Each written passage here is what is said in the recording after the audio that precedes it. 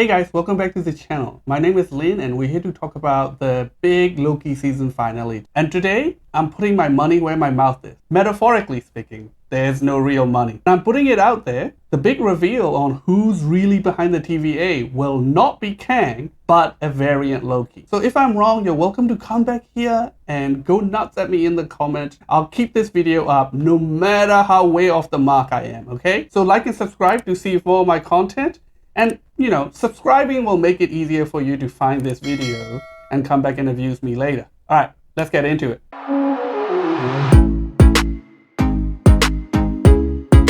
Now, let me be clear. I think Kang is going to get a name drop or a brief teaser appearance, maybe in an after credit scene at the end of Loki. I think the chance of that is very likely. But what I'm saying is, A, it's not Kang that is secretly in charge of the TVA. And B, it will be a variant Loki. Let me preface this by saying, if it turned out to be Kang, it's not going to inherently ruin my enjoyment. I think ultimately storytelling is going to determine whether or not the reveal is good, not who it turned out to be. But that doesn't mean we can't have fun theorizing. So here we go. So the reason why everybody is theorizing about Kang is the Loki series has a lot to do with time travel and the multiverse and various timelines. And Kang the Conqueror is a big time-traveling conqueror, which has conquered various parallel timelines and in a lot of ways pretty much Thanos of time travel. But Kang has a very long and complicated history. He's actually Nathaniel Richards, one of the future descendants of Reed Richards and Susan Storm. And he's from the 40th century, and there are many versions. Either he got bored or he got given a time-traveling suit by even further future version of himself. Either way, he decided to go back in time and start conquering timelines. That's how Kang the Conqueror was born. And there's many different versions of Kang that have kept showing up, as in he's a villain that's been around since the golden age of Marvel Comics. But the first and biggest thing that got people down this Kang theory road is the presence of Ravonna Renslayer in this show. So in the comics, Ravonna Renslayer is one of Kang's main love interests. But comic Ravonna have little to no similarity to the one in the show. For example, she has nothing to do with the TVA. She was a princess of a kingdom that Kang wanted to conquer, but Kang was in love with her, so it was the only kingdom Kang left unconquered in his century. She didn't like Kang. Obviously, he's a conqueror who was trying to conquer her kingdom, but in the end, she ended up being swayed by Kang's actions and ended up dying protecting Kang from a bullet of somebody who was revolting against his rule. And a lot of Prime Kang's in particular's later actions revolve around trying to save Ravonna or bring her back. So you can see why when they revealed that Ravonna Renslayer is one of the main characters in this show, a lot of people saw it as a herald of Kang. But here's the thing. I think putting Ravonna front and center itself is a misdirect. First of all, in episode 5, we know for sure that she's not secretly working for who's in charge of the TVA. She doesn't know who it is. Now, I know a lot of people are suspicious because she's still hunting for Sylvie and hunting for Loki and stuff, but she's in denial that her whole life is a lie. She needs to hold on to something, to her beliefs. She's going the exact opposite direction as Mobius does, but even in private, when she's not trying to fool Sylvie or B-15, you can quite clearly tell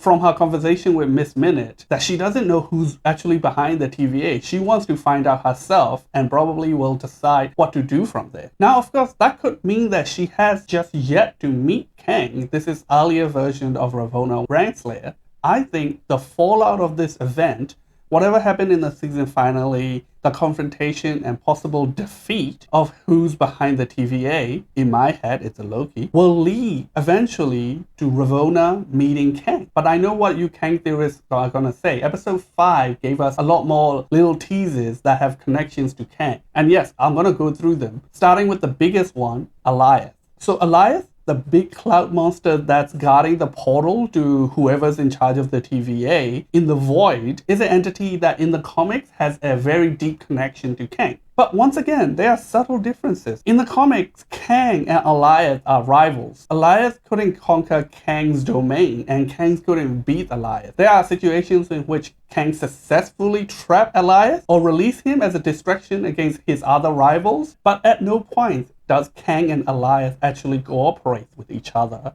or work together, or Elias becomes Kang's pet. And in episode 5, Loki and Sylvie does describe Elias as a pet that's guarding the door. My theory is if we're going to use Elias' comic history as Kang's rival and somebody who's actually powerful enough to keep Kang as bay, maybe he's guarding the doorway on both sides. Maybe he's not only stopping people from getting through the portal to whoever is controlling the TVA. Maybe he's also stopping Kang from getting into our sacred timeline from beyond whatever is on the other side of that castle. Because if you look at this shot, there's more to the sacred timeline beyond the castle. And conversation in episode 5 hints at that. So we question if this is even the end of time, like the TVA dogma suggests. What if the void isn't the end? What if there's something beyond it? I suggest what's beyond that is a multiverse that haven't been organized into a sacred timeline. A multiverse in which Kang the Conqueror reigns supreme. So that's the core of my theory. The multiverse war that's been mentioned, that the TVA and the Timekeepers supposedly won, well, I think that's with Kang. And Kang has been pushed back to the other side of that castle. And to this side of the castle, everything has reorganized into a sacred timeline. I think that's one of the major functions of pruning alternate timeline to keep Kang from conquering this side of the timeline. I think the other purpose is to preserve the timeline in which Loki becomes in charge of the TVA. More on that later. So my theory explains the other hints towards Kang we got in episode 5. We've got the Stark Tower or Avengers Tower, which in one of the shots, it has Kang as in Qeng, written on it, referencing Kang Industry, which was run by a Mr. Griffin, who's actually a version of Kang the Conqueror in disguise. And another one is the pyramid with the nose. In the comics, Kang actually make a massive spaceship / time machine that is shaped like a giant sphinx with a nose to go back in time and conquer ancient Egypt. He does that in another variant form of himself called Ramatut. So that's also another direct reference to Kang. But think about what the void is. The void is stuff where things that's been pruned end up. So if Kang is in charge of the TVA and is controlling how the sacred timeline is being shaped, why would he prune the timelines where he's doing well? I think it's more likely that these things end up here because somebody is pruning timelines in which Kang could win. They're getting rid of Kang variants, or rather they have successfully gotten rid of Kang variants a long time ago, which resulted in this sacred timeline. And that brings me to my main issue with this Kang is behind the TVA theory. Ruling from the shadow is not Kang's MO. In the comics, he just conquered places and he just became in charge, ruling them directly. Throne, title, the whole shebang. I mean, he called himself Conqueror, for God's sake. I don't think he would be satisfied ruling from the shadow and for some reason pruning other versions of himself. He is famous for having an army made entirely of other versions of himself. Why would he be getting rid of his other variants? But ruling from the shadow is Loki's MO. He has done it before, remember? He ruled Asgard disguised as Odin for a while. And if Thor didn't put a stop to it, he would have continued doing so forever. Everything the TVA is doing is Loki's MO. They made it very clear in episode 1. The TVA doesn't care about free will. They're trying to protect people by pruning them into this little tight box called the sacred timeline, in which they have very limited choices, even though they don't know it, in which they are safe and protected supposedly from a certain point of view. That's exactly what Loki offered on Earth when he tried to invade Earth. He gave like 2 speeches about it. And at the end of episode 1, they highlight how similar Loki's philosophy and the TVA's philosophy is. And then there's the unnatural interest that the Timekeepers has been showing in the Loki cases. In episode 2, Mobius mentioned that Loki variants are the most prolific variants that they've been hunting down all over the sacred timeline. And he has to go through so much to even approve our Loki to work with him. And Renslayer directly mentioned that the Timekeepers have taken very keen interest in Sylvie's case. There's also the line that the fake robot Timekeepers said to Sylvie and Loki, in which they call them cosmic disappointments. You're nothing but a cosmic disappointment. If the entirety of Loki's role in this timeline is to fail a couple of invasions and at the cusp of him turning good, get killed by Thanos, why would they care? And repeatedly throughout the show, they've talked about what Lokis are supposed to be. And in episode 5 as well, the group of Lokis have an entire conversation about what it's like to be a Loki. Classic Loki called them all animals, always at each other's throat, and Kid Loki specifically mentioned that any time they try to better themselves, the TVA is there to arrest them. Which lead me to Sylvie's Nexus event, which I think she got arrested not for being born with the female sex, but for her potential to be good. She played with Valkyrie's toys. She had more concern over other people than herself when she got arrested by the TVA. Why would the Timekeepers have such vested interest in Loki remaining a villain in the sacred timeline? There's also been multiple hints towards a big, bad, powerful Loki behind it all. In episode 5, the conversation between Loki and Sylvie when they was surprised about classic Loki's massive illusion. I think we're stronger than we realize! And our Loki suddenly learning how to enchant, because Sylvie herself pointed out that she's a Loki, and if she can teach herself how to enchant, so can he. So what if the Loki behind it all is very powerful and can enchant like Sylvie, but way stronger? So let's look at what's happening with the TVA agents. Something has been done to them where their personality has been overridden with another personality, and they can't remember their past. They all believe their role. Look at what Sylvie did to the agents and other victims in episode 2. She override their personality with her own. For a short while, it never lasts. The control people eventually pass out and revert to their own personality. What if the same has been done to all the TVA agents by somebody way stronger, so it doesn't have the same time limitation, and they're overridden with a different personality forever, thinking they were created by the Timekeepers to work for the TVA? I mean, somebody did it, right? Why not Loki? Theoretically, he should have the power. So that brings me to, which Loki is it? Well, I'm 50-50 on our Loki, in that it's the Loki with Tom Hiddleston's face. Maybe the Loki we've been following's own future, or just another prime Loki with his face, or another variant of Sylvie Loki. So why I think it's our Loki is there has been a few storytelling hints in the conversation between Loki and Sylvie.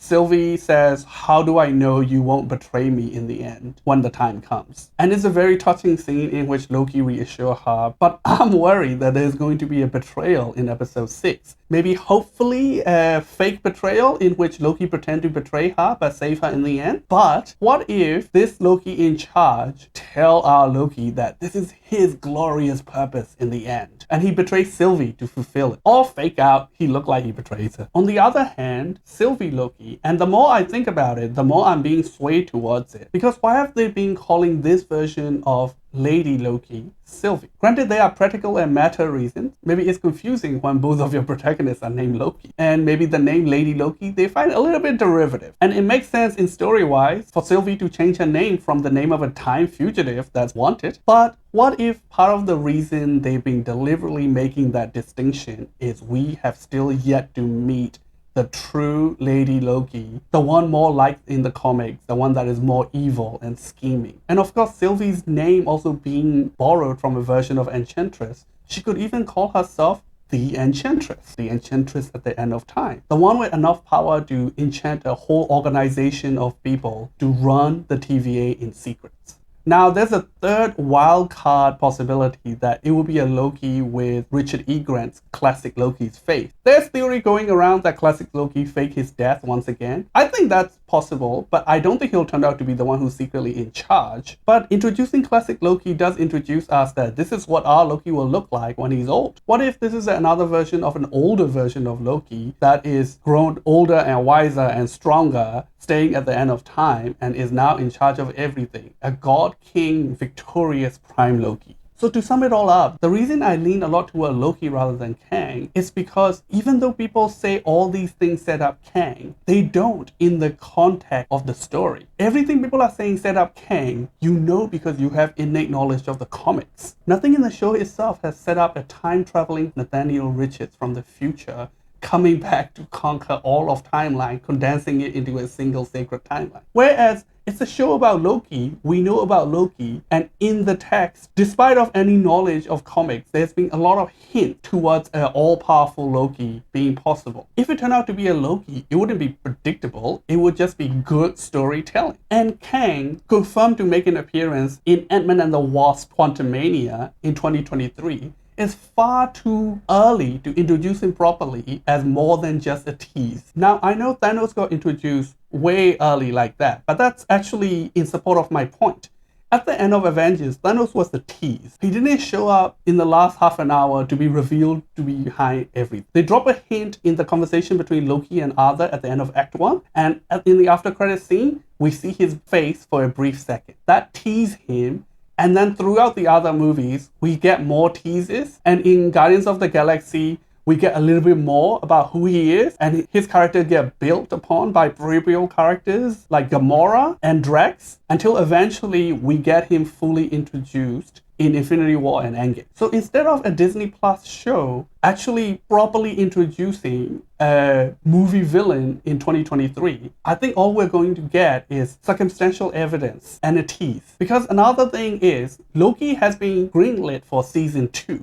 They're already in pre-production now. It could come out around the same time, maybe right before or right after Quantumania drops. So what if this end, the multiverse get bring back, and Loki season 2 tackle smaller Kang variants, your Ramatuts, your Mr. Griffins, and Ant-Man and the Wasp tackle Kang Prime properly. So my theory, the final episode will reveal a big, bad, powerful Loki behind it all, and he will justify all his terrible things he does to preserve the sacred timeline. To keep Kang at bay on the other side of the timeline, maybe with even a name drop, and maybe at the end of it all, we'll get an after credit tease of Kang, hopefully in all his glory. So that's my theory, and like I said, you're welcome to come back and yell at me if I'm wrong. But if you liked it, like and subscribe to get more theory videos and just a lot of nerdy content on this channel. That's it from me for now. Peace.